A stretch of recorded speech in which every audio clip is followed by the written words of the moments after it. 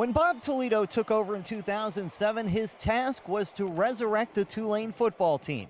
And while the Green Wave made baby steps, the likable coach won't be around to see the fruits of his labor. As you know, Bob inherited the task of rebuilding this program 4.5 years ago in light of our situation in terms of rebuilding really the entire program and university after Katrina. I appreciate greatly and respect the job that Bob and his staff have done in those efforts. We're in a better place today because of those efforts. After starting the season 2-5, Toledo's critics grew louder and louder, calling for a change with Tulane's football team.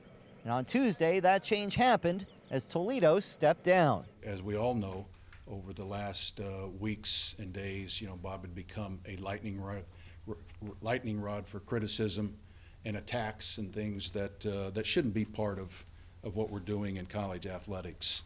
And as I told the young men, and Bob agreed, by him stepping down, that is removed. Sad, to be honest with you, a little down. I have a tremendous deal of respect for Coach Toledo. I kind of look at him as a father figure. He recruited me when I was young, 17, 18 years old. I've been with him through all of this. It was tough for me. He brought me in here. He believed in me, and he put his faith in me. And so, I couldn't help but be a little torn up about it this morning.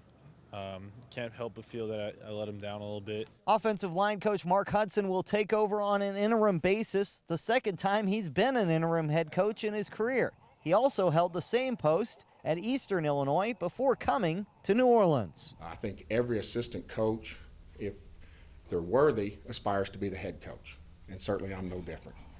I've had a lot of great mentors over the past, from Houston Nutt, Danny Ford, Jack Crow, Barry Switzer, Jim Donnan. It can go on. Larry Coker. When a school changes coaches, it's usually with an eye towards the future. But the Green Wave aren't exactly throwing in the towel for this year just yet.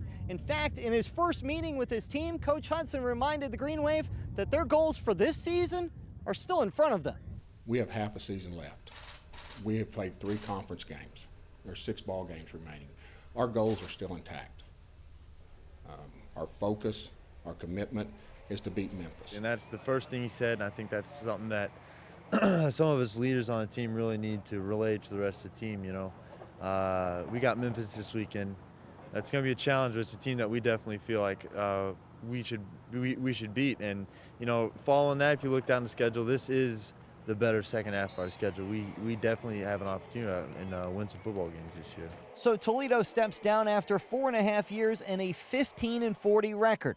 And the university will begin a national search for his replacement.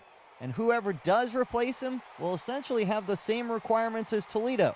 Turn around a program that hasn't had a winning record or gone to a bowl game since 2002. In New Orleans, Paul Boron for CST Tonight.